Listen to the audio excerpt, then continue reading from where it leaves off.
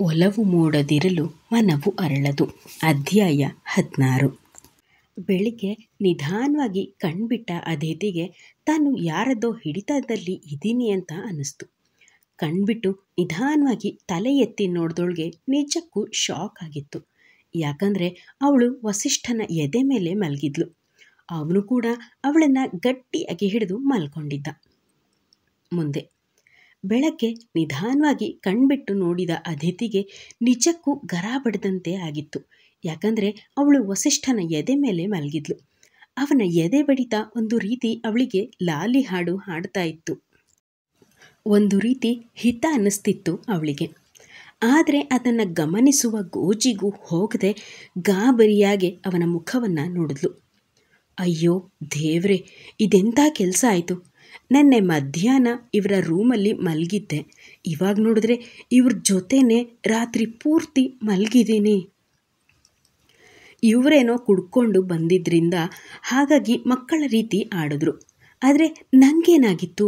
ನಾನು ಸರಿಯಾಗಿ ಇದ್ದೆ ಅಲ್ವಾ? ನಾನು ಅವ್ರ ತಾಳಕ್ಕೆ ಕುಣಿದಿದ್ದು ಎಷ್ಟು ಸರಿ. ಮಡಿಲಿನಲ್ಲಿ ಮಲ್ಗಿಸ್ಕೊ ಅಂತ ಹೇಳ್ದೋರು ಹಾಗಾಗಿ ತನ್ನ ಮಡಿಲಿನಲ್ಲೇ ಮಲಗಿಸ್ಕೊಂಡೆ. ಅದು ಯಾವ ಮಾಯೆಯಲ್ಲಿ ನಾನು ಇವ್ರ ಎದೆ ಮೇಲೆ ಮಲ್ಕೊಂಡೆ ಅಂತ ಯೋಚನೆ ಮಾಡ್ತಾನೇ ಇದ್ಲು. ವಾಸ್ತವಕ್ಕೆ ಬಂದವಳು ಅವನ ಎದೆ ಮೇಲಿಂದ ತನ್ನ ತಲೆಯನ್ನು ಎತ್ತಿ ನಿಧಾನವಾಗಿ ಅವನ ಹಿಡಿತದಿಂದ ಬಿಡಿಸ್ಕೊಳ್ಳೋಕ್ಕೆ ನೋಡಿದ್ಲು. ಆದರೆ ಅವನು ಅವಳನ್ನು ಮತ್ತಷ್ಟು ಗಟ್ಟಿಯಾಗಿ ಬಳಸುತ್ತಲೇ ಹೋದ. ಅಯ್ಯೋ ಭಗವಂತ, ನಾನು ಇವರ ಹಿಡಿತದಿಂದ ಹೇಗೆ ತಪ್ಪಿಸ್ಕೊಳ್ಳಿ? ಏನಾದರೂ ಇವರಿಗೆ ಎಚ್ಚರ ಆದರೆ ಅವರ ಬೈಗುಳ ಕೇಳೋತಕ್ಕಾಗುತ್ತಾ? ನೆನ್ನೆ ಬೇರೆ ನನಗೆ ಹಾಗೆಲ್ಲ ಮಾತಾಡಿದ್ರು. ನಾನೇನು ಮಾಡಲಿ? ನಾನೇ ಇವರಿಂದ ದೂರ ಇರಬೇಕು ಅಂತ ಅಂದ್ಕೊಂಡ್ರು ಇವ್ರು ಯಾಕೆ ನನ್ನನ್ನು ಇಷ್ಟು ಹತ್ತಿರ ಎಳ್ಕೋತಿದ್ದಾರೆ? ನೆನ್ನೆ ರಾತ್ರಿ ಇವರು ಕುಡಿದ ಮತ್ತಲ್ಲಿ ಹಾಗೆಲ್ಲ ಆಡಿದ್ರು. ಈಗ ಅದೆಲ್ಲ ಇವರಿಗೆ ನೆನಪಿರೋದಿಲ್ಲ. ಇವರು ಕಣ್ಣು ಬಿಡೋದ್ರೊಳಗಡೆ ನಾನು ಇಲ್ಲಿಂದ ಹೋಗಲೇಬೇಕು ಅಂತ ನಿಧಾನವಾಗಿ ಹೇಗೋ ಸಾಹಸ ಮಾಡಿ ವಸಿಷ್ಠನ ಹಿಡಿತದಿಂದ ತಪ್ಪಿಸ್ಕೊಳ್ಳೋ ಪ್ರಯತ್ನ ಮಾಡ್ತಾಯಿದ್ಲು. ಹಾಗೋ ಹೀಗೋ ವಸಿಷ್ಠನ ಹಿಡಿತದಿಂದ ಬಿಡಿಸ್ಕೊಂಡ್ಳು.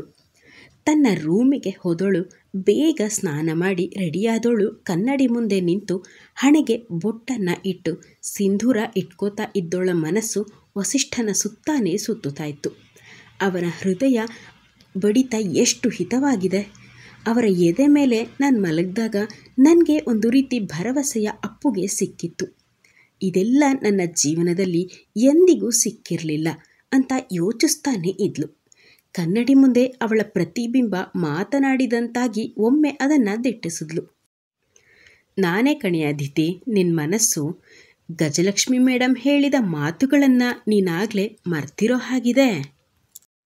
ನೀನು ಯಾವತ್ತಿಗೂ ಅವರ ಮನೆಯ ಸೊಸೆಯಾಗಿ ಬರೋದಕ್ಕೆ ಲಾಯಕ್ಕಿಲ್ಲದೋಳು. ಹಾಗೆ ಅವರು ಈಗಾಗಲೇ ವಸಿಷ್ಠನಿಗೆ ಒಂದು ಹುಡುಗಿನ ನೋಡಿಟ್ಟಿದ್ದಾರೆ. ಅದು ಕೂಡ ಅವರ ಗಂಡನ ಕೊನೆಯ ಆಸೆಯಂತೆ. ನೀನು ಇದಕ್ಕೆಲ್ಲ ಕಲ್ಲು ಹಾಕ್ತೀಯಾ? ಬೇರೆಯವರ ಜೀವನಕ್ಕೆ ಬೇಡವಾದ ಅತಿಥಿಯಾಗಿ ಬಂದೋಳು ಅವರ ಜೀವನಕ್ಕೆ ಮುಳ್ಳಾಗೋದ್ಯಾಕೆ ಅಂತ ಹೇಳ್ತು ಅವಳ ಮನಸ್ಸು. ಅದಿತಿಯ ಮನಸ್ಸಿನ ಮಾತೆ ಅವಳಿಗೆ ಕಾದ ಸೀಸೆ ಕಿವಿಯಲ್ಲಿ ಹುಯ್ದ ಅನುಭವ ಆಗಿತ್ತು. ಗಟ್ಟಿ ಮನಸ್ಸು ಮಾಡಿದವಳು, ಹೌದು, ನಾನು ವಸಿಷ್ಠ ಸರ್ರಿಂದ ಆದಷ್ಟು ದೂರ ಇರಬೇಕು. ಈ 1 ತಿಂಗಳು ಅವರಿಗೆ ಹೇಗೆ ಮುಖ ತೋರಿಸ್ದೆ ನಾನಾಯಿತು ನನ್ನ ಪಾಡಾಯಿತು ಅಂತ ಕೆಲಸ ಮಾಡ್ಕೊಂಡಿದ್ನೋ ಅದೇ ರೀತಿ ಉಳಿದ 11 ತಿಂಗಳು ಇದೇ ರೀತಿ ಇದ್ಬಿಡಬೇಕು. ನಂತರ ನನ್ನ ಜೀವನವನ್ನು ನಾನು ನೋಡಿಕೊಂಡ್ರೆ ಆಯಿತು ಅಂತ ನಿರ್ಧರಿಸಿದ್ಲು. ಮನೆ ಮುಂದೆ ಗುಡಿಸಿ ನೀರನ್ನು ಹಾಕಿ ಪುಟ್ಟ ರಂಗೋಲಿ ಹಾಕಿದವಳು ಅಡುಗೆ ಮನೆಗೆ ಬಂದು ಗ್ರೀನ್ ಟೀ ಮಾಡಿಕೊಂಡು ಅದನ್ನು ವಸಿಷ್ಠನ ರೂಮಿಗೆ ಕೊಡೋಕೆ ಹೋದ್ಲು. ಆದರೆ ಅವನಿನ್ನೂ ಮಲ್ಗೆ ಇದ್ದ. ಇಷ್ಟು ಹೊತ್ತು ಅವಳು ಮಾಡಿದ ನಿರ್ಧಾರ ತಲೆ ಕೆಳಗಾಗುವಂತೆ ಗ್ರೀನ್ ಟೀಯ ಟ್ರೇಯನ್ನು ಅಲ್ಲೇ ಟೇಬಲ್ ಮೇಲೆ ಇಟ್ಟವಳು ಅವನ ಪಕ್ಕವೇ ಹೋಗಿ ಕೂತ್ಕೊಂಡು ತಲೆಯನ್ನು ನಿಧಾನವಾಗಿ ಪ್ರೀತಿಯಿಂದ ಒಮ್ಮೆ ಸವರಿದ್ಲು. ನನ್ನನ್ನು ಕ್ಷಮಿಸಿ ಸರ್, ನನಗೆ ಮೊದಲಿನಿಂದಲೂ ಯಾರ ಪ್ರೀತಿಯೂ ಕಾಣದೆ ಅನುಭವ ಇದೆ. ಆದರೆ ನಿಮಗೆ ಹಾಗಾಗೋಕ್ಕೆ ನಿಮ್ಮ ತಾಯಿ ಬಿಡೋದಿಲ್ಲ.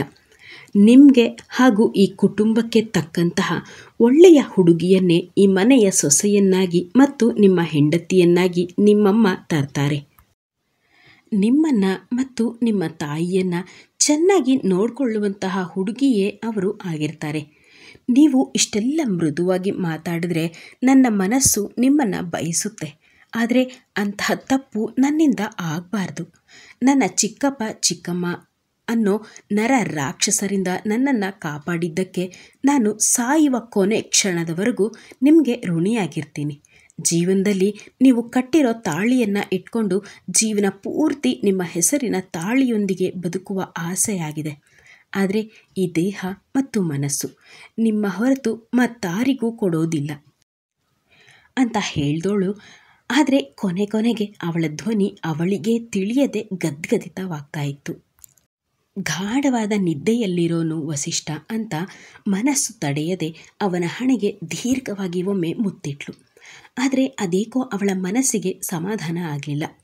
ಮನಸ್ಸು ತಾಳಲಾರದೆ ಅವನ ಕೆನ್ನೆ, ಮೂಗು, ಗಲ್ಲ, ಕಣ್ಣುಗಳು, ಕೊನೆಗೆ ತುಟಿಗೂ ಪುಟ್ಟ ಮುತ್ತನೊಂದಿಟ್ಟು ಅವನ ಮುಖವನ್ನು ಕೂಡ ನೋಡದೆ ತಿರುಗಿ ಆಚೆ ಹೊರಗೋದ್ಲು. ಅದಿತಿ ವಸಿಷ್ಠನಿಗೆ ಮುತ್ತು ಕೊಟ್ಟಾಗ ಅವಳ ಕಣ್ಣಿಂದ ಜಾರಿದ ಕಣ್ಣೀರ ಹನಿಯೊಂದು ಅವನ ಕೆನ್ನೆ ಮೇಲೆ ಬಿದ್ದಿತ್ತು. ಅದಿತಿ ರೂಮಿನ ಬಾಗಿಲನ್ನು ಹಾಕ್ಕೊಂಡು ಹೋದ ಸದ್ದಿಗೆ ನಿಧಾನವಾಗಿ ಕಣ್ಬಿಟ್ಟ ವಸಿಷ್ಠ ಅವನ ಕೆನ್ನೆ ಮೇಲೆ ಬಿದ್ದಿದ್ದ ಅವಳ ಕಣ್ಣೀರನ್ನು ಒರೆಸ್ಕೊಂಡು ಕೂತ್ಕೊಂಡ. ನನ್ನನ್ನು ಕ್ಷಮಿಸು ಹುಡುಗಿ. 1 ತಿಂಗಳಿನಲ್ಲಿ ನನ್ನ ಮನಸ್ಸು ನನಗೆ ತಿಳಿಯದೆ ನಿನ್ನ ಹತ್ರ ವಾಲಿದೆ. ಆದರೆ ಈ ಮನಸ್ಸಿಗೆ ಏನಂತ ಹೇಳಿ? ನೀನು ಹೇಗೆ ನನ್ನ ತಾಯಿಯ ಮಾತಿಗೆ ಕಟ್ಟು ಬಿದ್ದಿದೆಯೋ ನಾನು ಕೂಡ ಹಾಗೆ ನನ್ನ ತಾಯಿಯ ಮಾತಿಗೆ ಕಟ್ಟು ಬಿದ್ದಿದ್ದೀನಿ. ಆದರೆ ನನಗೆ ನಿನ್ನ ಮೇಲಿರೋದು ಪ್ರೀತಿಯೋ ಅನುಕಂಪವೋ ನನಗೆ ಒಂದು ತಿಳಿತಾ ಇಲ್ಲ. ಆದರೆ ಅದನ್ನು ಆದಷ್ಟು ಬೇಗ ಕಂಡು ಹಿಡ್ಕೋತೀನಿ.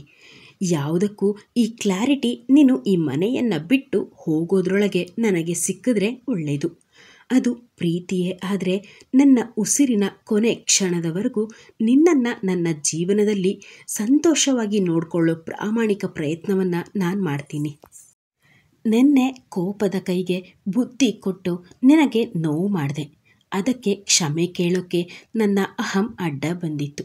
ಅದೇ ಕಾರಣಕ್ಕಾಗಿ ನಾನು ಕುಡಿದೇ ಇದ್ದರೂ ಕೂಡ ಕುಡಿದಿರುವ ಹಾಗೆ ನಟನೆಯನ್ನು ಮಾಡಿ ನಿನ್ನ ಸನಿಹವನ್ನು ಬಯಸಿದ್ದು. ತಪ್ಪಿದ್ದರೆ ಕ್ಷಮಿಸ್ಬಿಡು ಅಂತ ಕುಳಿತಲ್ಲೇ ಮಾತಾಡ್ದ. ನೀವೆಲ್ಲ ಏನು ಅಂದ್ಕೊಂಡ್ರಿ? ವಸಿಷ್ಠ ಕುಡಿದು ಅವಳ ಹತ್ರ ಆ ರೀತಿ ಬಿಹೇವ್ ಮಾಡಿದಾನೆ ಅಂತಾನಾ? ಆದರೆ ಬೆಳಗ್ಗೆ ಅಷ್ಟರಲ್ಲಿ ಎಲ್ಲವೂ ಮರ್ತಿರ್ತಾನೆ ಅಂತ ಅಂದ್ಕೊಂಡ್ರಿ ಅಲ್ವಾ? ಆದರೆ ಅವನು ತನ್ನ ಅಮ್ಮನಿಗೆ ಮಾತು ಕೊಟ್ಟಿದ್ದಾನೆ, ತಾನು ಎಂದಿಗೂ ಕುಡಿಯೋದಿಲ್ಲ ಅಂತ. ಹಾಗಾಗಿ ಅವನು ಕುಡಿದಂತೆ ನಟನೆ ಮಾಡಿದ್ದು. ಬಾಯಿಯ ಒಳಗಡೆ ಡ್ರಿಂಕ್ಸ್ ಹಾಕಿ ಮುಕ್ಕಳಿಸಿ ಉಗಿದು ಬಾಯಿಯಿಂದ ಡ್ರಿಂಕ್ಸ್ ವಾಸನೆ ಬರುವಂತೆ ಮಾಡಿಕೊಂಡಿದ್ದ. ಈಗ ಇಬ್ಬರಿಗೂ ಒಲವಾಗಿದೆ. ಆದರೆ ಹೇಳ್ಕೊಳ್ಳೋಕ್ಕೆ ಸಾಧ್ಯ ಆಗ್ತಿಲ್ಲ. ಇಬ್ಬರು ಕೂಡ ಗಜಲಕ್ಷ್ಮಿ ಅವರ ಮಾತಿಗೆ ಕಟ್ಟು ಬಿದ್ದಿದ್ದಾರೆ. ಆದರೆ ಗಜಲಕ್ಷ್ಮಿ ಅವರಿಗೂ ಕೂಡ ಮನಸ್ಸಲ್ಲಿ ಅದಿತಿ ಬಗ್ಗೆ ಒಳ್ಳೆ ಭಾವನೆ ಬಂದಿದೆ. ಆದರೆ ಬಾಯ್ಬಿಟ್ಟು ಹೇಳಲಿಲ್ಲ. ಅವಳನ್ನು ಸೊಸೆ ಅಂತ ಸ್ವೀಕರಿಸೋಕೆ ತನ್ನ ಗಂಡನ ಮಾತಿಗೆ ಕಟ್ಟು ಬಿದ್ದು ಪರಿಸ್ಥಿತಿಯ ಗೈಗೊಂಬೆಯಾಗಿದ್ದಾರೆ. ಸೂರ್ಯನಾರಾಯಣ್ ಅವರು ಬದುಕಿದ್ರೆ ಹೇಗಾದರೂ ಮಾಡಿ ಅವರನ್ನು ಒಪ್ಪಿಸ್ಬೋದಿತ್ತು.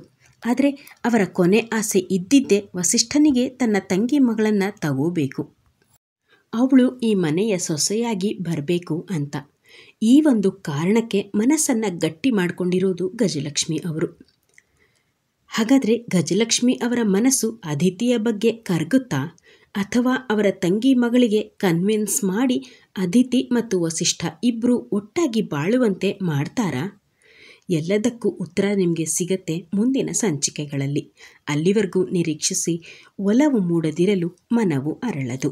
ಎಂದಿನಂತೆ ನಿಮ್ಮ ಪ್ರೋತ್ಸಾಹದ ನಿರೀಕ್ಷೆಯಲ್ಲಿ. ಧನ್ಯವಾದಗಳು.